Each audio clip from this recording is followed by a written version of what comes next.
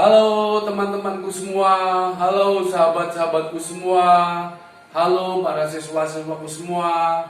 Selamat datang, selamat berjumpa kembali walaupun hanya melewati gambar-gambar yang ada di tayangan ini. Karena apa? Karena keadaan memaksa kita untuk bisa bertemu di dalam kelas. Nah, keadaan yang bagaimana? Keadaan yang memaksa kita harus tinggal di rumah masing-masing, belajar di rumah masing-masing, menyiapkan diri masing-masing, menata jiwa raga kita masing-masing. Tetapi teman-temanku semua, para sahabatku semua, keadaan yang semacam ini malah menganjurkan kepada saya untuk membuat brosur. Brosur apa teman-temanku? Yaitu brosur tentang pembelajaran bermusik. Nah, bagi saya anjuran semacam itu menjadi bahan renungan sangat lama sekali. Tetapi pada siswa, alhamdulillah sampai pada detik ini anjuran itu menjadi kenyataan yang akan saya sampaikan kepada teman-temanku semua, pada siswa-siswaku semua. Ya. Baik, para siswa-siswaku semua, banyak siswa, banyak para teman-teman kita yang pada umumnya belajar bermusik. Hampir semua siswa bernyanyi, tidak banyak yang tidak bernyanyi. Hampir semua kalangan juga di antara usia-usia Anda itu banyak bermain musik, mencoba memainkan musik. Nah, brosur ini, para sahabatku semua, akan saya isi dengan materi permulaan. Materi permulaan untuk kehidupan bermusik, yang akan menjadi suatu bekal pembelajaran untuk menyegarkan pikiran, untuk sebagai bahan pembelajaran pikiran yang sangat mendasar, yang pada akhirnya para sahabatku semua, para teman-temanku semua, para siswaku semua akan menjadi perwujudan dari musik sebagai suatu bentuk pernyataan yang hidup, yang mempunyai daya. Daya apa? Yang mempunyai daya untuk menggerakkan hati manusia.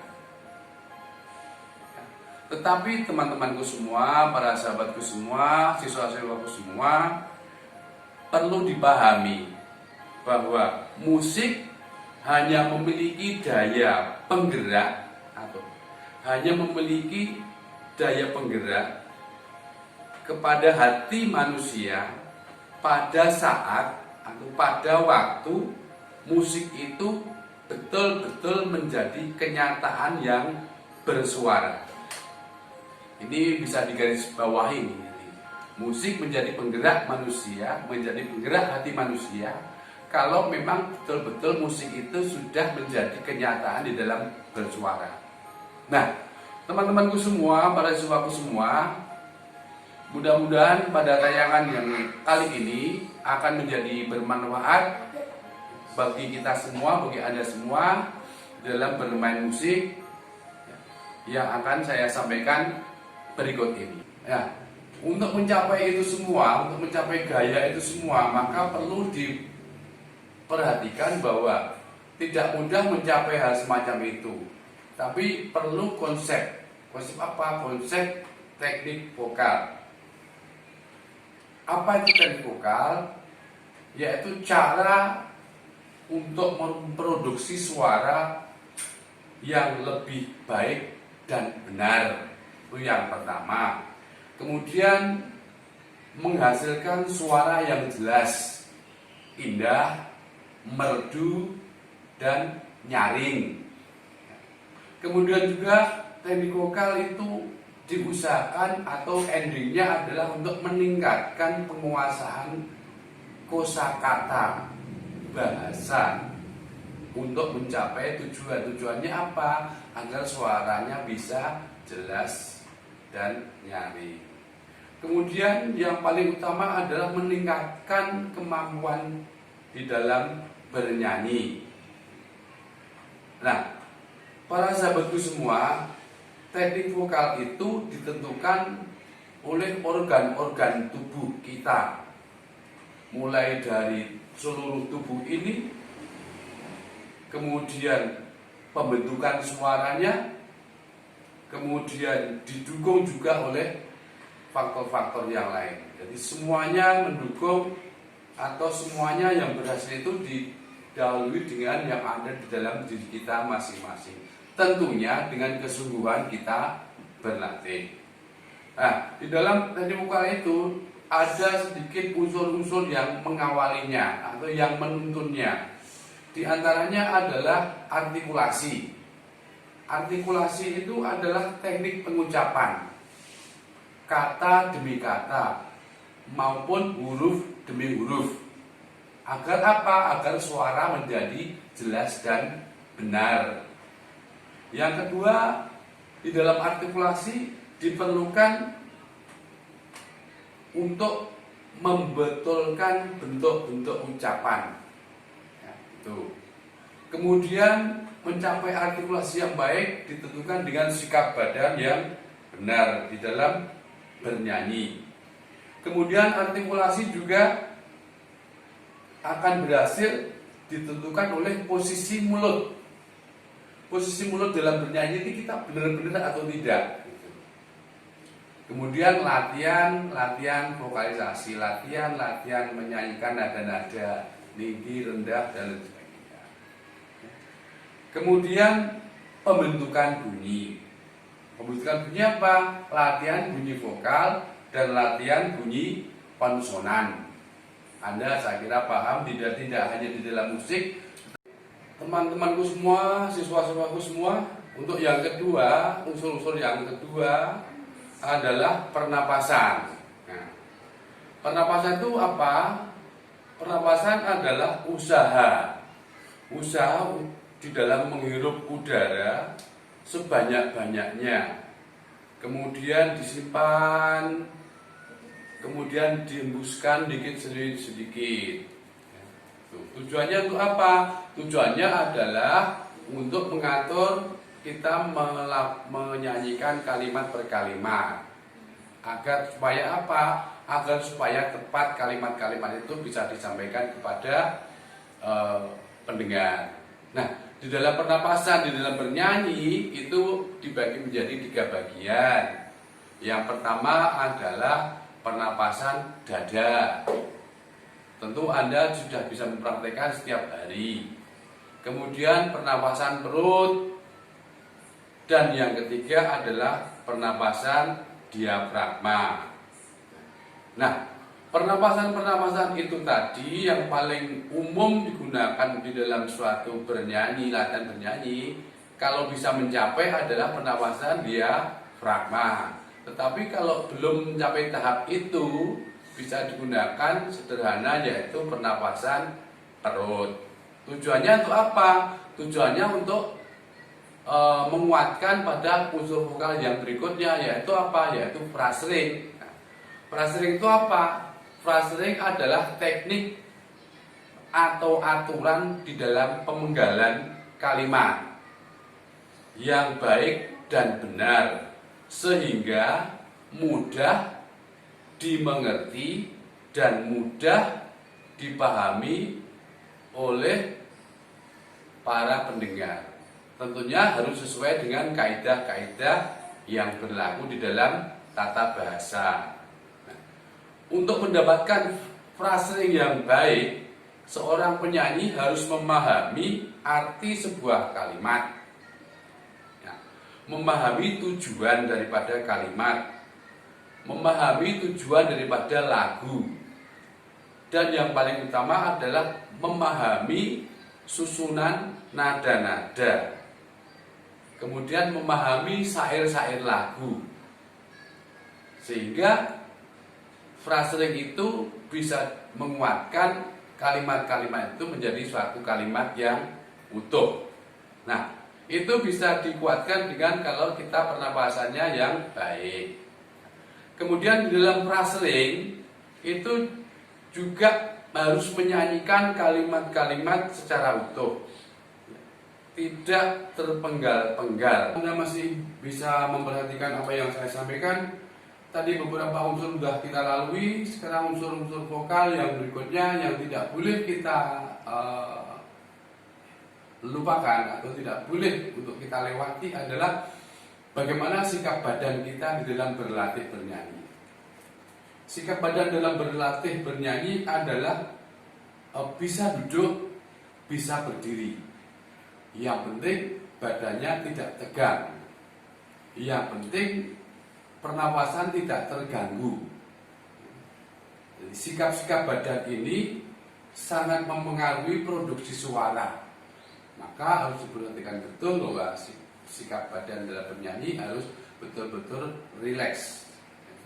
Ada dua cara, yaitu sikap duduk dan sikap berdiri.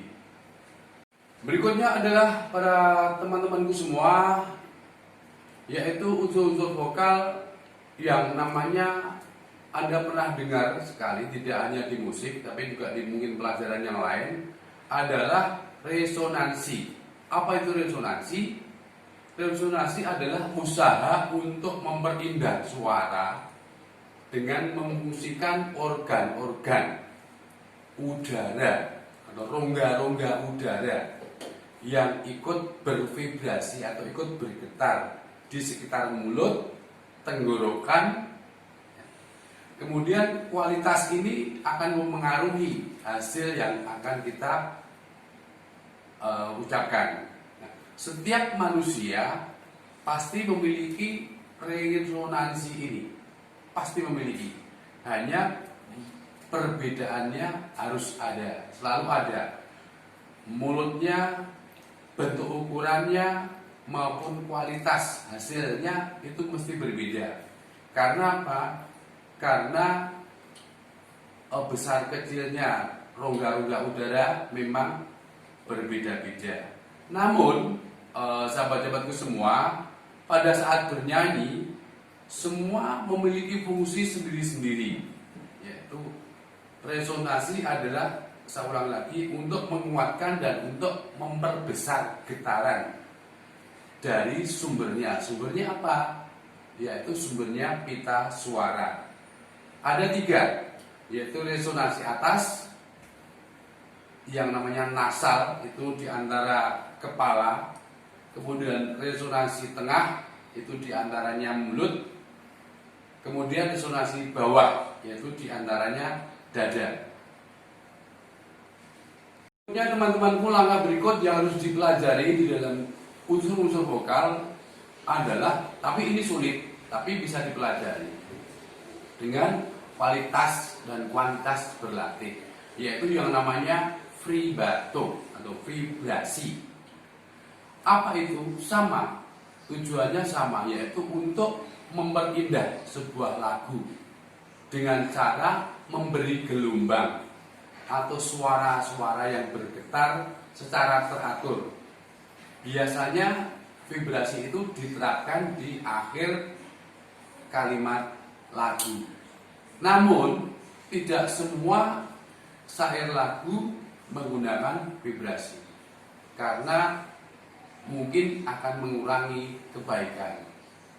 Itu yang namanya vibrasi.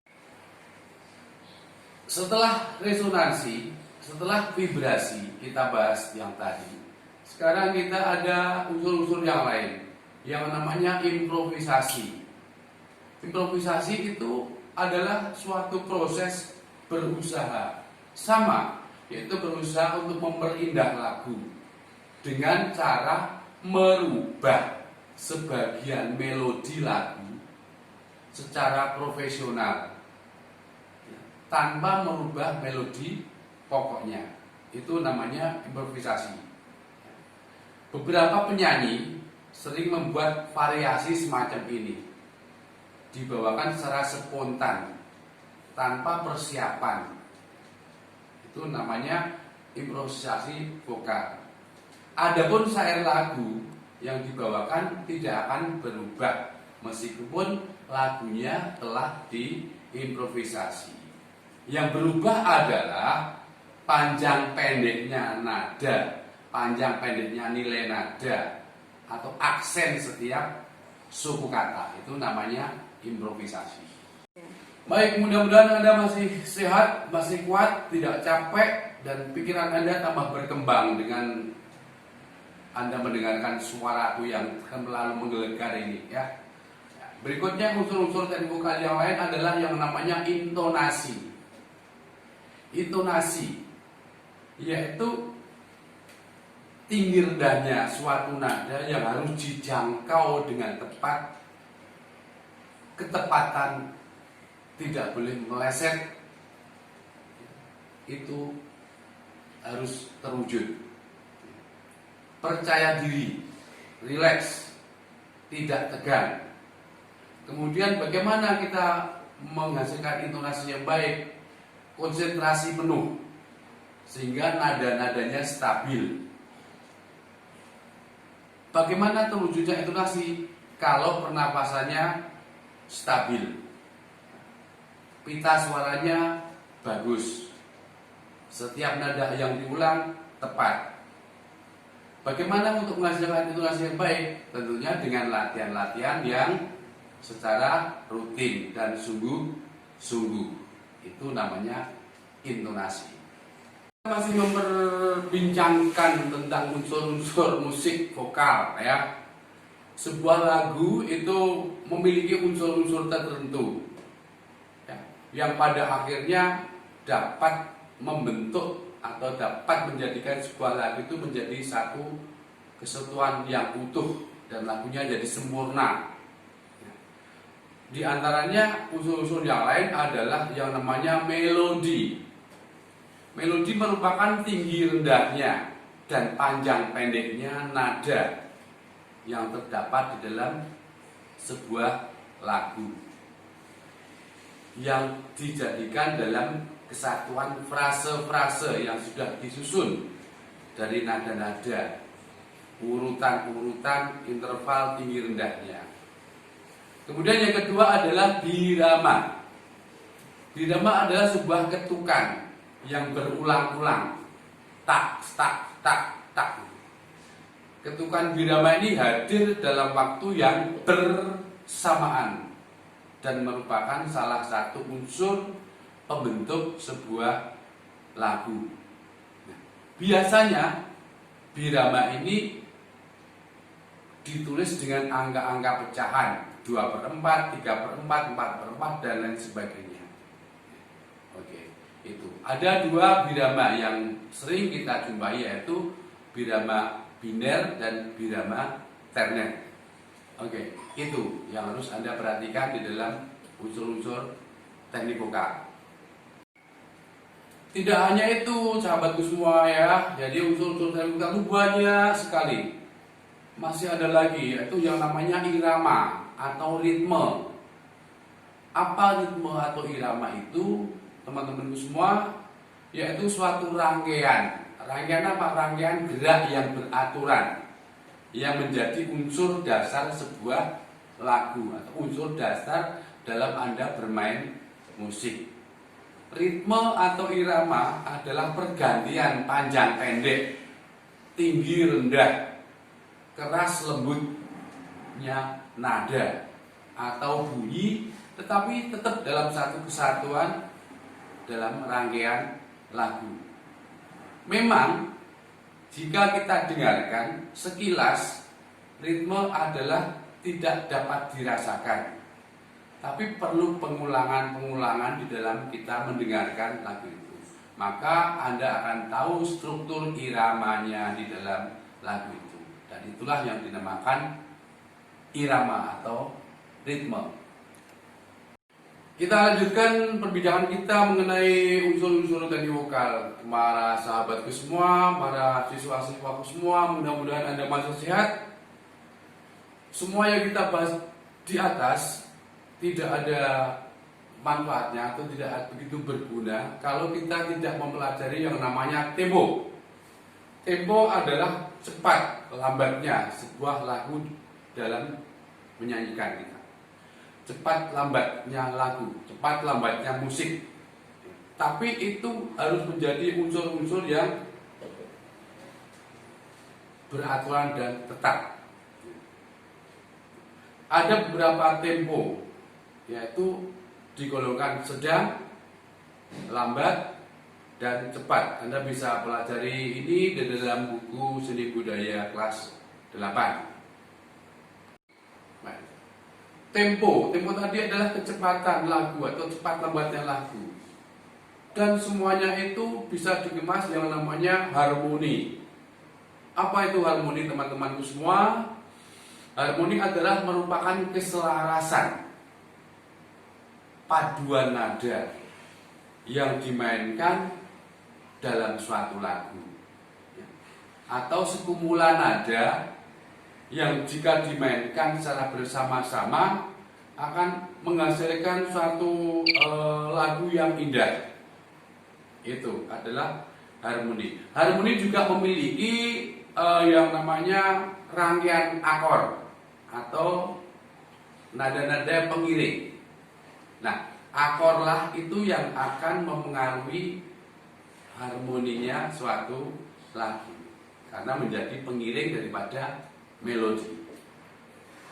Baik, mudah-mudahan masih kuat Anda mengikuti perbincangan kita pada kesempatan ini. Beberapa unsur teknik vokal sudah kita lalui, masih ada beberapa lagi. Di antaranya adalah yang namanya timbre. Timbre itu adalah warna suara kalau orang awam bilang. Selanjutnya timbre itu apa? Timbre adalah merupakan kualitas atau warna bunyi. Warna bunyi, warna suara yang terdapat di dalam sebuah vokal. Nah, timbre ini dimiliki oleh seseorang dengan orang yang lain akan tidak sama. Tidak akan sama walaupun dinyanyikan dengan nada yang sama, tapi warnanya akan lain satu orang dengan orang yang lain. Itu namanya timbre. Nah, kaitannya dengan warna suara, ada beberapa jenis suara, yaitu antara pria dan suara wanita. Suara jenis untuk golongan orang pria, saya pria, Anda ada yang wanita, itu ada 3, yaitu tenor, itu suara tinggi pria. Kemudian suara bariton, itu suara sedang pria. Dan suara bass itu adalah suara besar seorang pria. Ya. Kemudian yang kedua adalah golongan suara untuk wanita. Ada 3 juga. Yang pertama adalah sopran, nada-nada tinggi atau suara tinggi seorang wanita. Kemudian ada yang namanya mezzo sopran, itu suara sedang wanita. Kemudian yang berikutnya adalah yang namanya suara alto. Alto itu golongan untuk suara-suara rendah seorang wanita. Semuanya itu bisa kita praktekkan dari awal tadi sampai akhir, dari artikulasi sampai dengan yang namanya tadi adalah warna suara. Itu adalah bisa disimpulkan atau lagu itu bisa sempurna kalau kita mempunyai yang namanya dinamika. Dinamika adalah tanda untuk memainkan nada-nada dengan volume yang tidak keras terus, tidak lembut terus. Jadi keras ada dinamiknya, keras, lembut itu ada yang namanya dinamika. Nah, dinamika merupakan unsur-unsur musik vokal dan itu menentukan keberhasilan seorang penyanyi. Karena apa? Karena dia bisa memainkan nada-nada sesuai dengan fungsinya. Itu. Keberhasilan seorang yang berlatih bernyanyi dan keberhasilan di dalam berlatih bernyanyi untuk ditampilkan menjadi yang terbaik adalah yang namanya ekspresi. Jadi, seorang penyanyi tidak akan berhasil kalau ekspresinya tidak dikemas.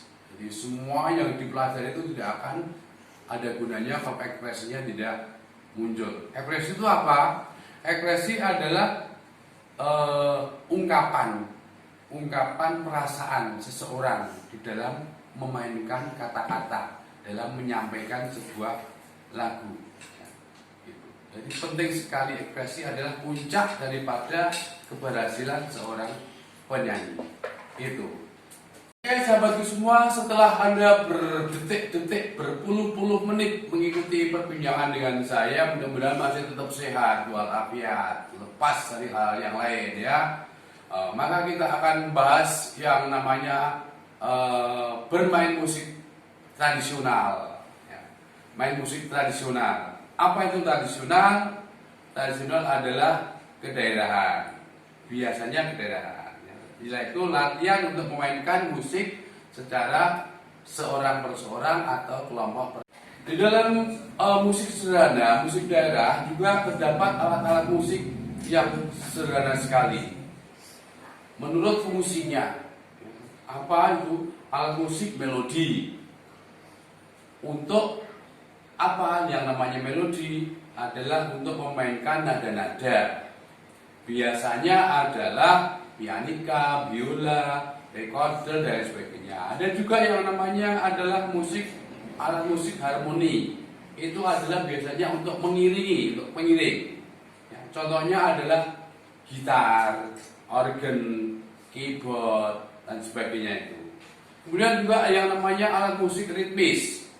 Ritmis itu biasanya adalah berfungsi untuk menstabilkan irama, menstabilkan tempo, ya.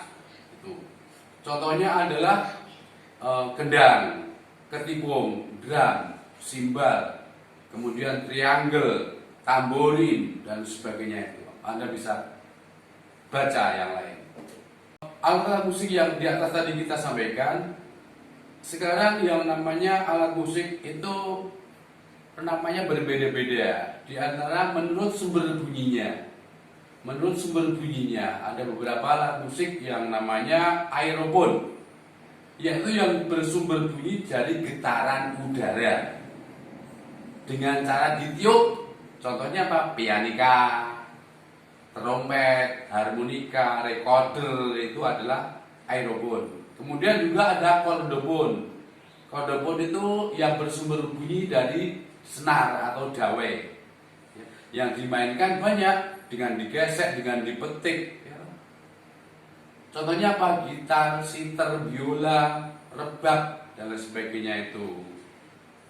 Kemudian ada juga yang namanya membranopon, yaitu bersumber bunyi dari kulit tipis atau mika plastik.